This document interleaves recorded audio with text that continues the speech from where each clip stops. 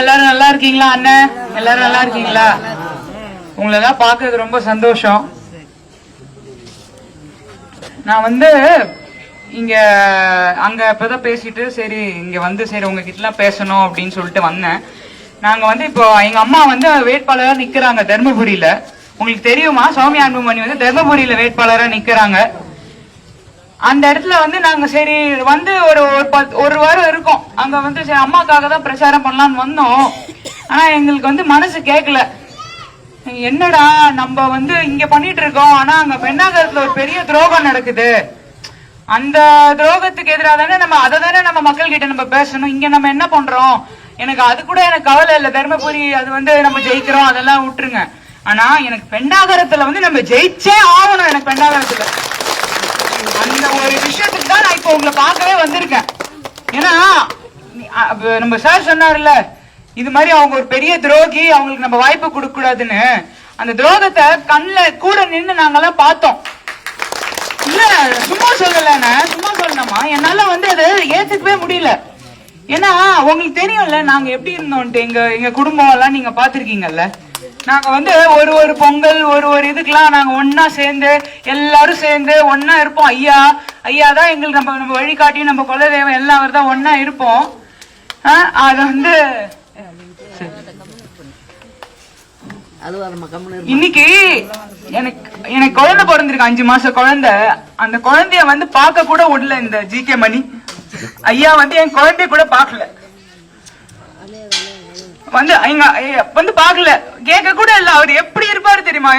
எங்க மேல எப்படி இருப்பாரு தெரியுமா? பேரன் பேத்தினா அப்படி இருப்பாரு. ஆனா இந்த துரோகி இந்த மாதிரி அவன் புள்ள நல்லா இருக்கணும். ஆனா ஆனா இந்த மைக் அவங்க நல்லா இருக்கலாமா? அந்த புள்ள நல்லா இருக்கு. மைக்லாம் வேணாம் விடுங்க எனக்கு. அந்த புள்ள நல்லா இருக்கணும். ஆனா இந்த குடும்பம் இவங்க எல்லாம் நாசமா போகணும், நாங்கெல்லாம் நாசமா போகணும்னு சொல்லிட்டு இந்த மாதிரி ஒரு கேவலமான மனித பிரிவியெல்லாம் பார்க்கவே முடியாது. அவங்க புள்ள நல்லா இருக்கணும்ட்டு இந்த துரோகத்துக்காக திமுக கொடுத்த இந்த பரிசு தான் இந்த பெண்ணாகர தொகுதியில சீட்டு. சொன்ன மாதிரி திமுக கேட்டு வாங்கியிருப்பாங்க. ஆனா உடனே அந்த கூட்டு தெரிஞ்சிடும்ல இது திமுக இதை பண்ணுதுன்னு.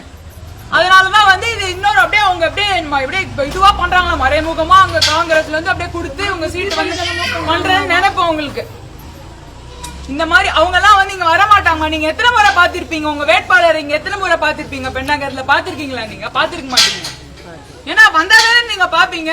சௌமியா அன்புமணி தோத்து போயிட்டாங்க 2024. ஆனா அதுக்கப்புறம் அவங்க எத்தனை முறை நீங்க பாத்திருப்பீங்க? இந்த எல்லா நல்லது கேட்டதுக்கும் இங்க வராங்க. இல்லைன்னா இந்த மக்கள் தான் அவங்களுக்கு எல்லாமே. அதே மாதிரி இந்த ஊர் மண்ணின் மைந்தன் பாடி செல்லமண்ணா இங்க உங்களுக்கு எதானா இங்க வருவாரு.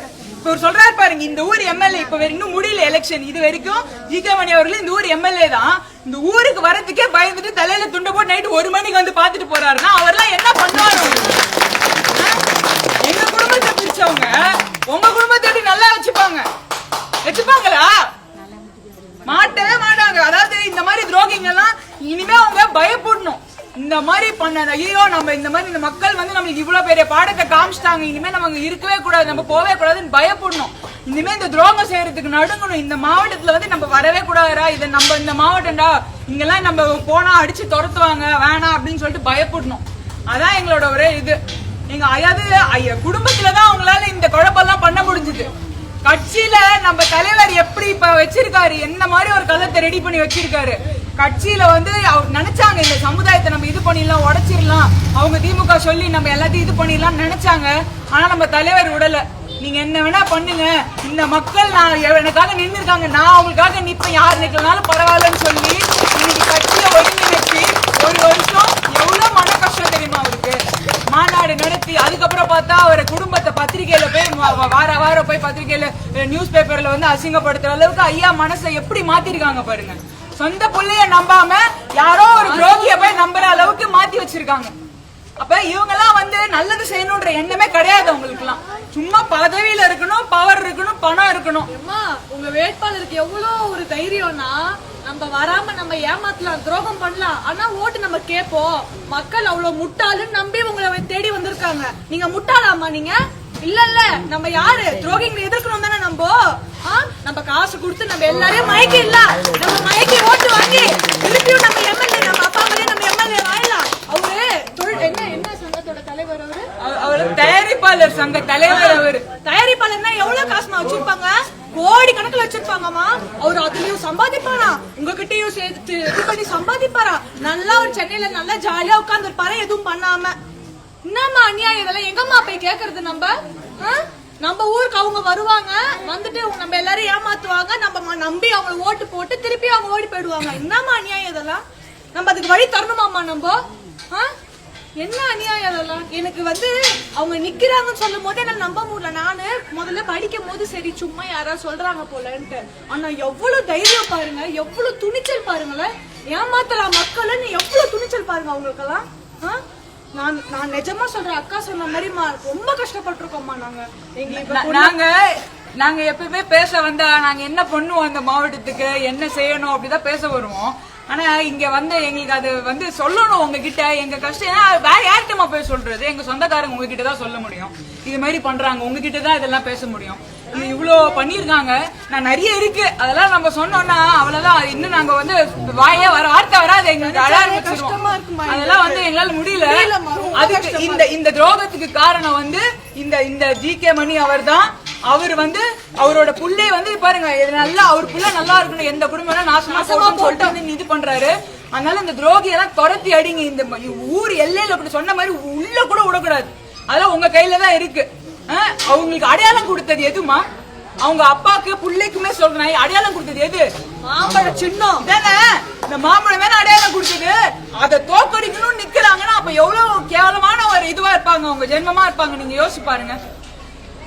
மனசெல்லாம் நஞ்சு என்னமா இருந்தா எப்படிமா நம்மள பாத்துக்கிறது? அடுத்த 5 வருஷம் நம்பி அவங்க கையில நம்ம தர முடியுமாமா நம்ம வாழ்க்கைய? இவ்வளவு நாள் நம்ம கஷ்டப்பட்டோம், திருப்பி 5 வருஷம் நம்ம புள்ள குட்டிகளும் கஷ்டப்படணுமாமா? அதுக்கு நீங்க என்ன பண்ணணும்? எதிர்ப்பு தானே துரோகி எதிர்ப்பீங்க? எனக்கு பதில் சொல்லுங்க. எனக்கு மாம்பழத்துக்கு இல்ல, துரோகியை நம்ம எதிர்க்கணும். அவங்க ஊருக்கு ஓட்டு கேட்டு வந்தா என்ன பண்ணுவீங்க? மறுபடியும் என்ன ஓடல் பண்றது ஊரை பார்த்துன்னு கேட்க வேண்டியது. வந்தா உள்ள விடுவீங்களா?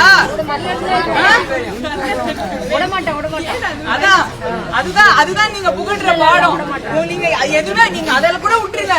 நீங்க எலெக்ஷன் அன்னைக்கு அவங்களுக்கு அந்த பாடத்தை காட்டுங்க. மே 4 ஐயோ விட்டா போகுது சாமி, நீங்க ஓடணும் அவங்க, அவ்வளவுதான். அதான் நீங்க எங்க கண்களுக்கு நீங்க கொடுக்குற பதில் அதுதான். நீங்க குடும்பத்துக்கு நியாயம் நீங்க கொடுக்குற ஒரே பதில் நீங்க அவரை துரத்துறது. அந்த அநியாயத்துக்கு உங்ககிட்ட தான் நாங்க நியாயம் கேட்டு வந்திருக்கோம். நீங்க அந்த நியாயத்தை அந்த ஜஸ்டிஸ் எங்களுக்கு கொடுப்பீங்கன்னு நம்பி அதுதான் உங்ககிட்ட கேட்கிறோம். இதுக்கு மேல இல்லம்மா, எனக்கு தெரியும் நீங்க அதெல்லாம் எங்களுக்காக பண்ணுவீங்க எங்களுக்கு தெரியும். திரும்ப கடைசியா ஒரு முறை கேட்டுக்கிறேன், இந்த முறை மாம்பழத்துக்கு வாக்களிச்சு பாடி செல்வம் மன்னவ சட்டசபைக்கு அனுப்பணும். அது உங்க கையில தான் இருக்கு.